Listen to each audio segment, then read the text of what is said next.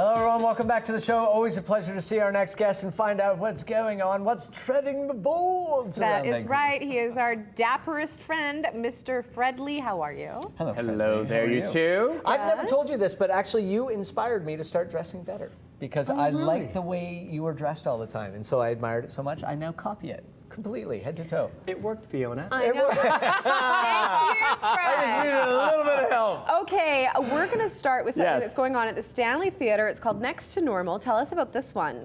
Well, Next to Normal has kicked off the Arts Club season, and I'm sure when Bill Millard was planning the season over a year ago, I'm sure he didn't anticipate the attention that mental illness has been receiving of late. You know, of course, with the passing of some star athletes in the NHL, mental illness has been at the forefront. And this musical, believe it or not, it is a musical, won 3 Tony Awards, Pulitzer Prize for Best Drama, had a great run on Broadway, and it talks about a family dealing with mental illness. In particular, the mom is bipolar, and it is done with such feeling, sensitivity, and rock and roll that it's absolutely How do they find unbelievable. that balance? I mean, it's a delicate subject, and then to have a musical that's kind of entertaining and funny, how do they walk that line? They do it really well. I mean, the music is great. It's a very honest depiction of a family dealing with this. They really do, they don't pull any punches. It's just done with great honesty, and I think for anyone who sees it will have an appreciation. It's very similar. It really is this generation's Rent. So remember when Rent came out 3 decades ago, and how do you have a musical about AIDS? About AIDS, exactly. It's the same kind of sensitivity that has been done with, and treated with this production, and they just do a fantastic job. Marvelous. Warren Kimmel, it plays a father that is trying to keep the perfect family together, but of course we learned very early on that the mother is dealing with some issues. The loss of a child has created this bipolar condition. And then we also are studying the daughter and her reaction to all of this and the family, trying to just keep it together.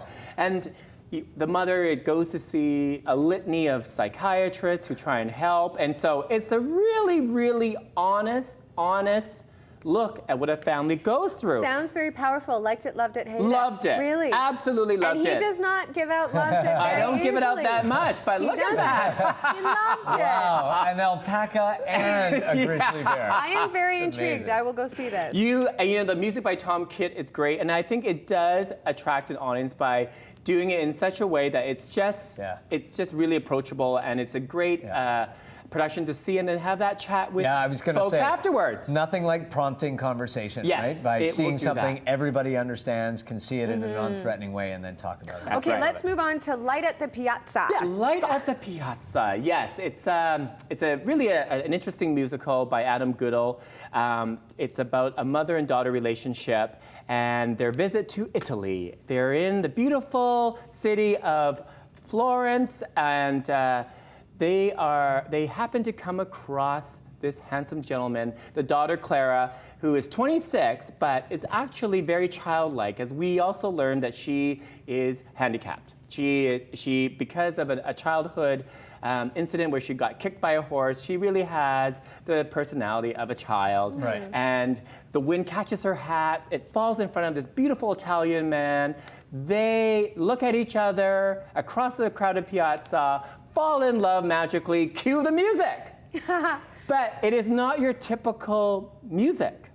Adam Goodall's score music is very operatic. Oh, really? Very sophisticated. It's in Italian, and for all of its romanticisms, I mean, the challenge is, unless you know Italian, I'm not sure how your Italian is, it's kind of hard to know what's going on.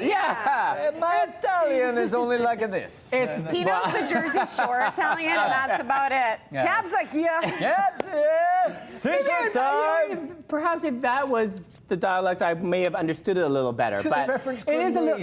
There are no surtitles. There are no subtitles. So you are a bit at a loss. Yeah. It's beautifully done. I mean, it is absolutely beautifully done. Interesting Hats concept. off to Patrick Street Productions and Peter Jorgensen for directing. Katie Wright is brilliant. She plays the mother. She's got a great voice. She's got great comedic timing.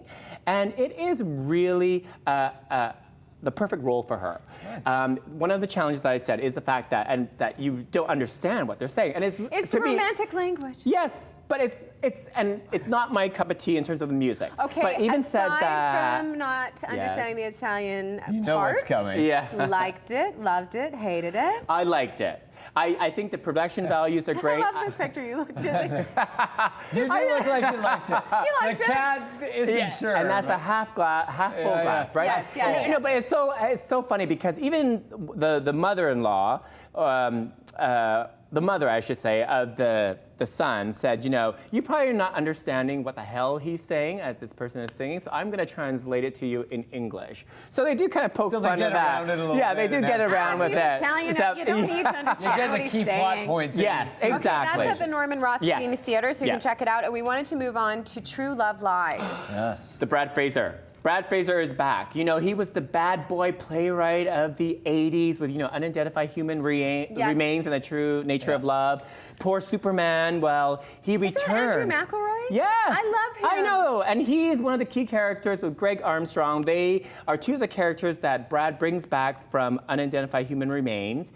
And it is basically 3 decades later, and voila, their lives have changed. Andrew has now fallen back to being a married straight man with kids. Not this picture.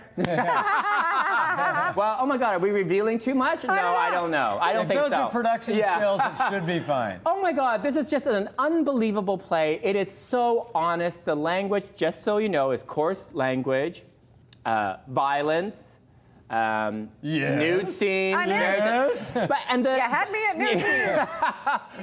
But Brad's language is so fantastic. It's so real. You are pulled into it immediately, and it is done. The cast is incredible, done at lightning speed. Yeah. This 2-hour play just flies by at a clip, and you know what I gotta say? Brad is back, and everyone should see this Liked play. it? Loved it? Loved it. Yay, two loves it Absolutely loved it. today. I know, I've never very had two rare. loved it before. Look Very at that rare, penguin and how happy it is. but it's a great reunion because Touchstone did Brad's play Unidentified Human Remains 30 years ago. Yeah. They collaborate again. It's at the Culture and That's on. fantastic. It is fantastic, and it talks about the issues of gay man having a straight family with kids. The kids now find out how you have that discussion, so it just brings.